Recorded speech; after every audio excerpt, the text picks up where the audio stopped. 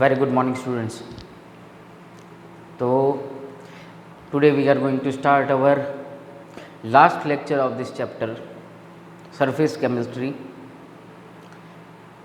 Up to last lecture, we did properties of colloidal solution, colligative property, Tyndall effect, and Brownian movement.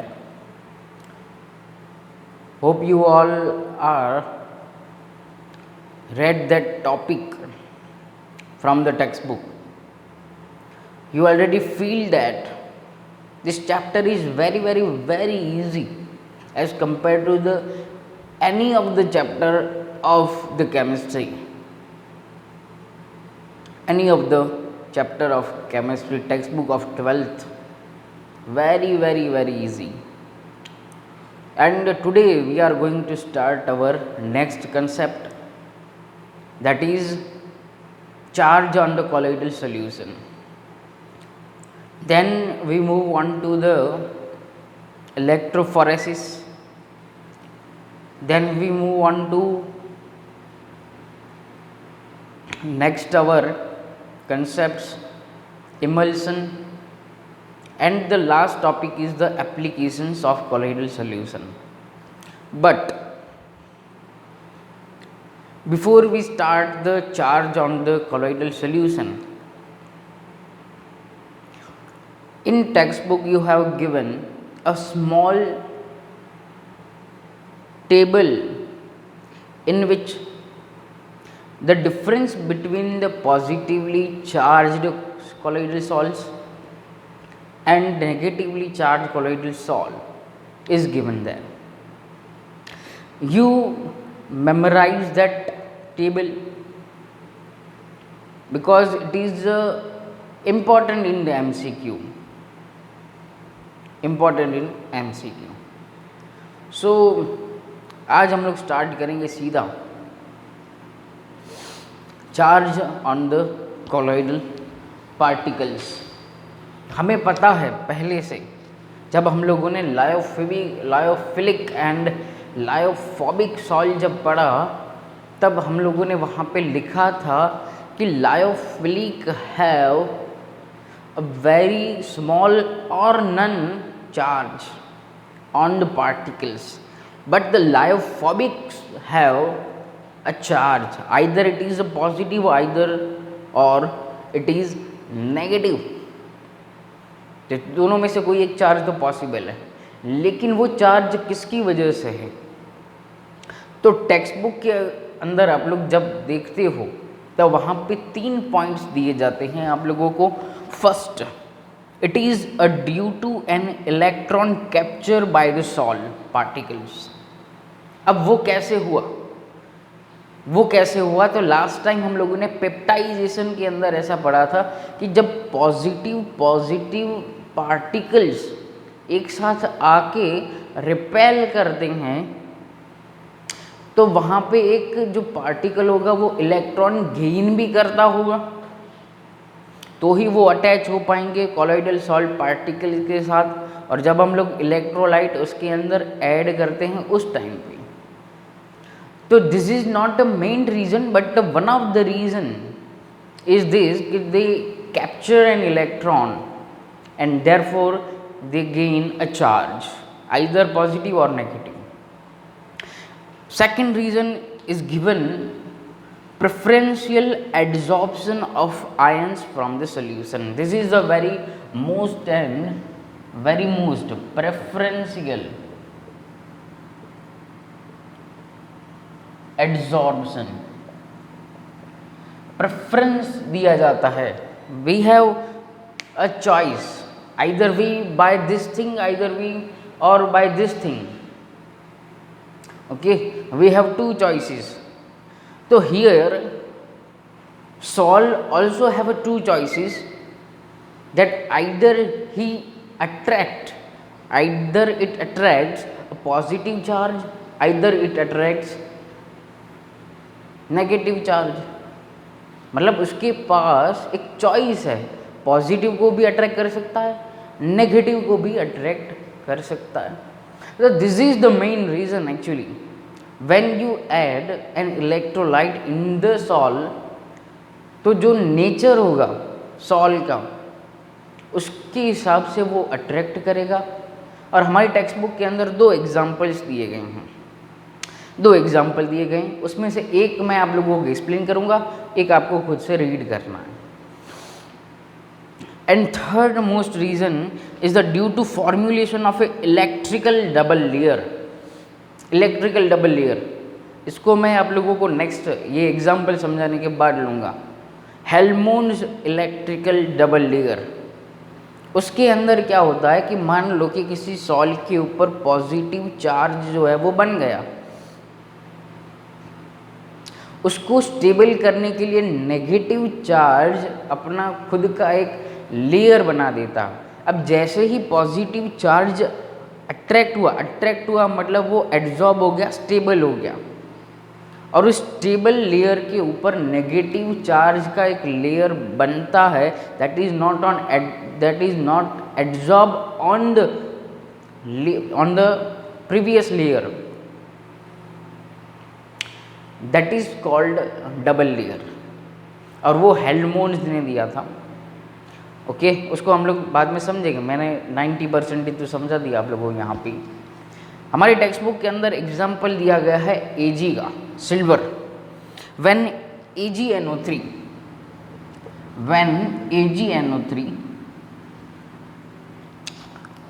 is added to Ki, मतलब reaction में Ki first होगा, Ki का solution हमारे पास पहले से है, and further we add AgNO3, मतलब यहाँ पे क्या हो गया कि iodine is in excess amount.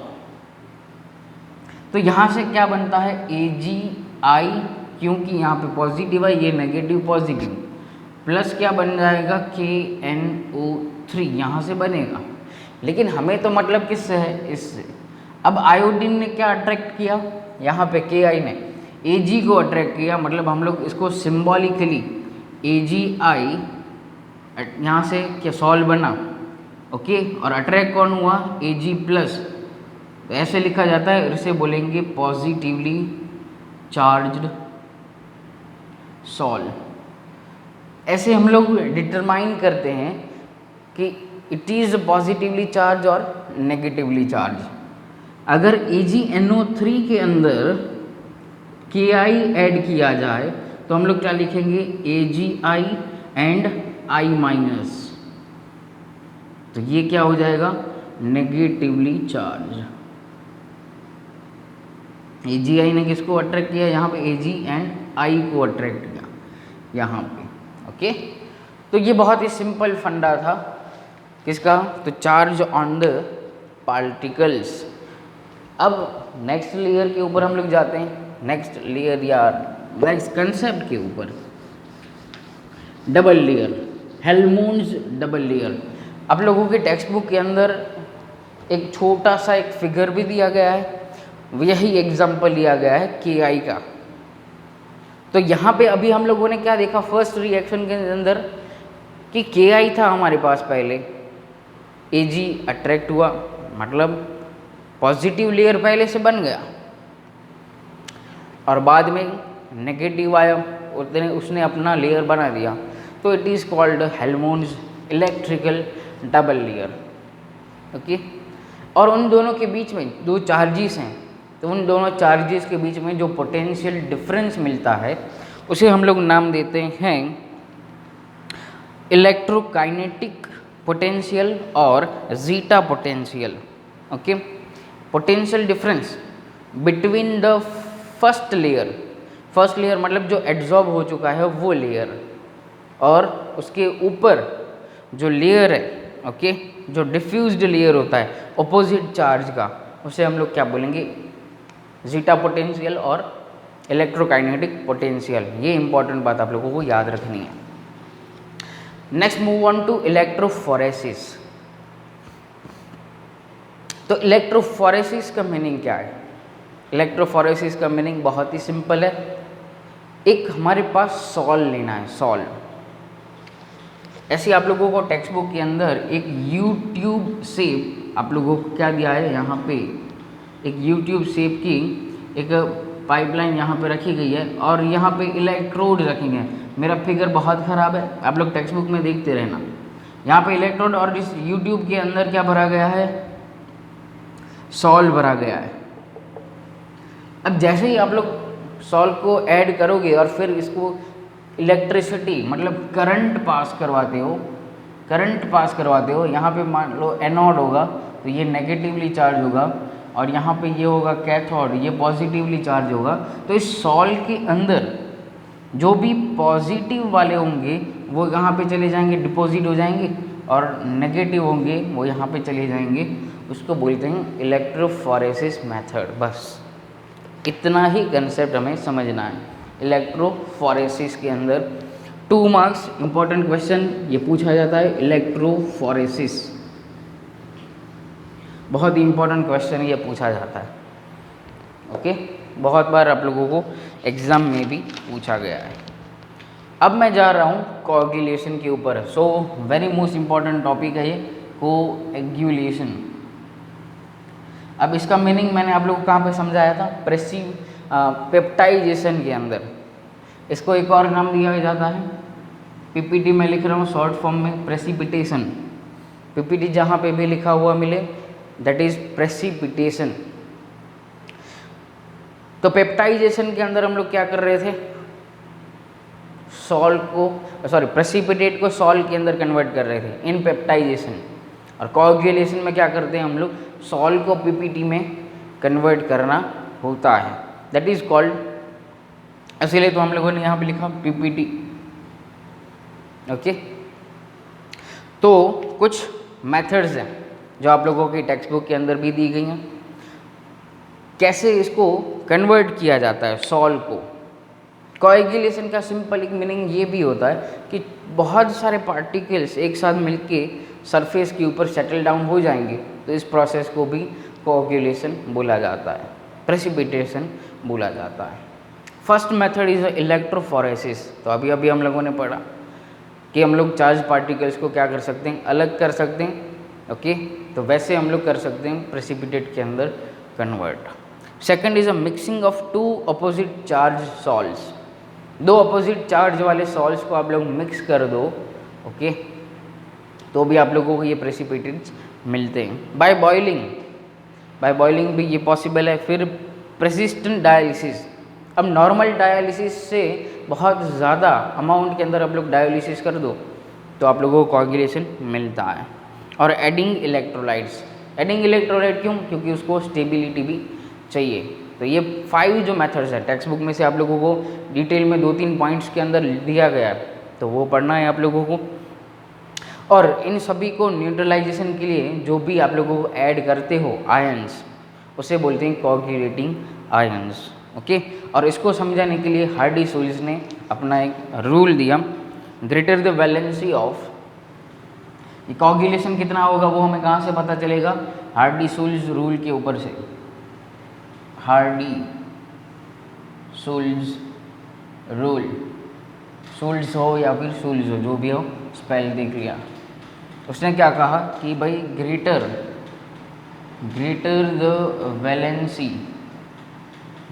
The valency of coagulating ion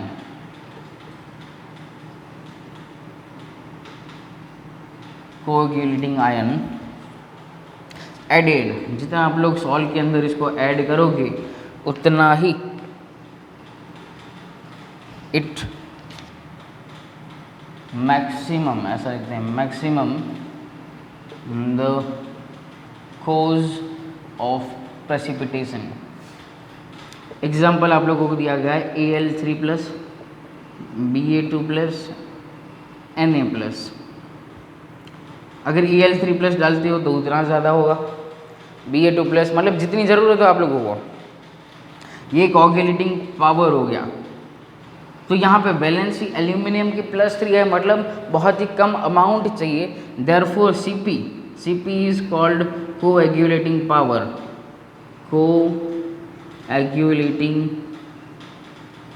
power, valency ज़्यादा है तो अमाउंट कम चाहिए, therefore it is inversely proportional to the coagulating value.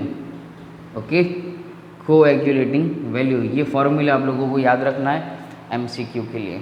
Okay, तो ये कोएगुलेटिंग वैल्यू कैसे फाइंड करेंगे उसके ऊपर हम लोग जाते हैं। वैल्यू हम लोग कैसे फाइंड करेंगे,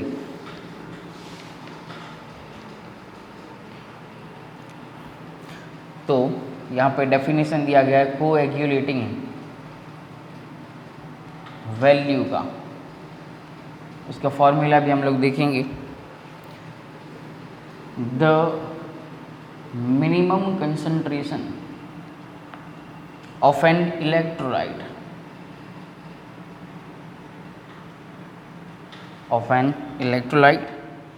इन मिलीमोल्स, बहुत ही स्मॉल अमाउंट लिया जाता है, millimoles per litre required to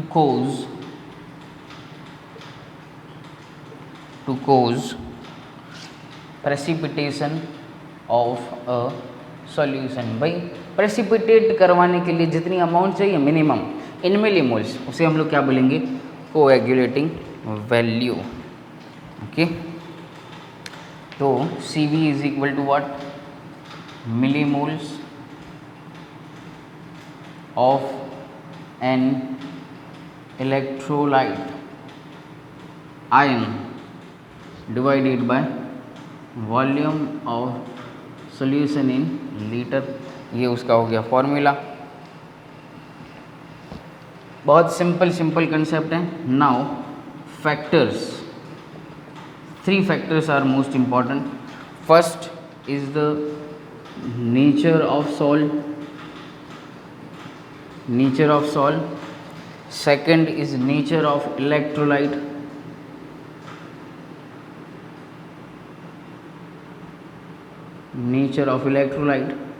and third factor is charge on coagulating ion. Okay, these are the 3 important factors. Okay, next and very most important again topic is protection of colloids.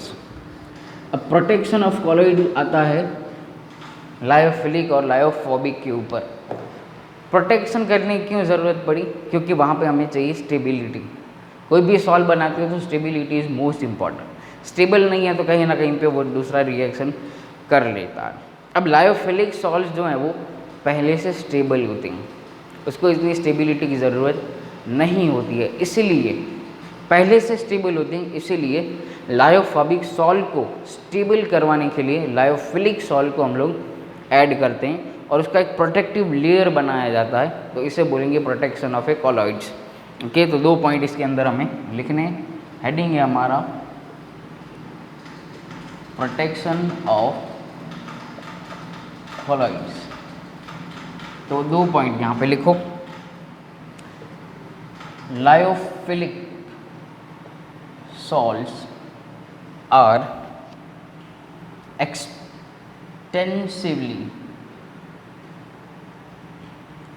extensively stable and solvated। solvated का मतलब क्या है, solvent loving होते हैं। Hence यहाँ पे लिखने की ज़रूरत है, स्टेबल लिख दिया। And therefore lyophilic salts are used to protect lyophobic souls. This process is called protection of colloid. Okay, और ये प्रोटेक्टिंग पावर जो है, दिस प्रोटेक्टिंग पावर, भाई कितना प्रोटेक्टिंग कर पाएगा वो, protecting power is inversely proportional to the gold number. Okay, अब ये गोल्ड नंबर क्या होता है उसको समझ लेते हैं हम लोग। धीरे धीरे हम लोग चैप्टर को ख़त्म कर रहे हैं। स्पीड है थोड़ी बहुत, क्योंकि इजी टॉपिक्स हैं। चलो, व्हाट इज़ गोल्ड नंबर, तो डेफिनेशन लिखो। और ये एमसीक्यू में पूछा जाता है gold number, the minimum amount of protective colloid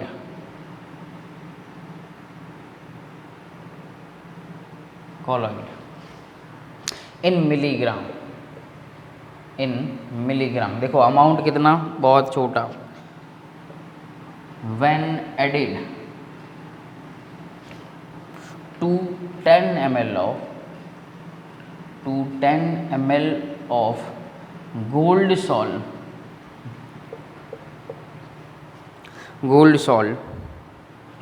is just sufficient to prevent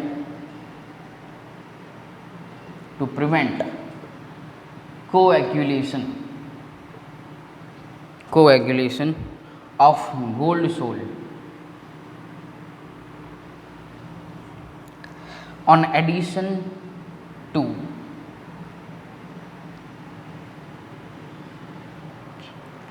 1 ml 10% NaCl solution। अब सिंपल है, यहाँ पे देखो ये हमारे पास आ गया gold salt, suppose this is our gold salt. इसके अंदर क्या करना है, हमें 10% NaCl को ऐड करना है। तो पहले क्या होगा, ये प्रेसिपिटेट तो बनाएगा ही। अब उसके अंदर हमें क्या करना है, यहाँ पे प्रोटेक्टिव कॉलॉइड इन मिलीग्राम्स को ऐड करो। यहाँ पे सपोज करो कि x मिलीग्राम, थोड़ा बहुत ऐड किया, लेकिन प्रेसिपिटेशन जो है वो स्टॉप नहीं हुआ, टू प्रिवेंट कोagulation। जिस अमाउंट पे प्रेसिपिटेट होना, कोagulate होना बंद हो जाए, उसको बोलेंगे gold number. Okay, this is x milligram, वो हमें वैल्यू जो देगा वो गोल्ड नंबर की वैल्यू होगी। Last and very easy concept is emulsion. Emulsion क्या है, तो दो लिक्विड का सॉल्यूशन होता है, दोनों मिसिबल नहीं होते हैं वहाँ पे। ओके, दो टाइप के इमल्सन्स होते हैं, एक oil in water and second is a water in oil. तो ये टॉपिक आप लोगों को भी टेक्स्ट बुक में पढ़ लेना है, बहुत ईजी है, इसको मैं एक्सप्लेन नहीं कर रहा हूँ। और नेक्स्ट में एप्लीकेशंस वो भी आप लोगों को थोड़े बहुत पढ़ लेने हैं। Next we start chapter number 1 solid state. Okay, thank you and very much.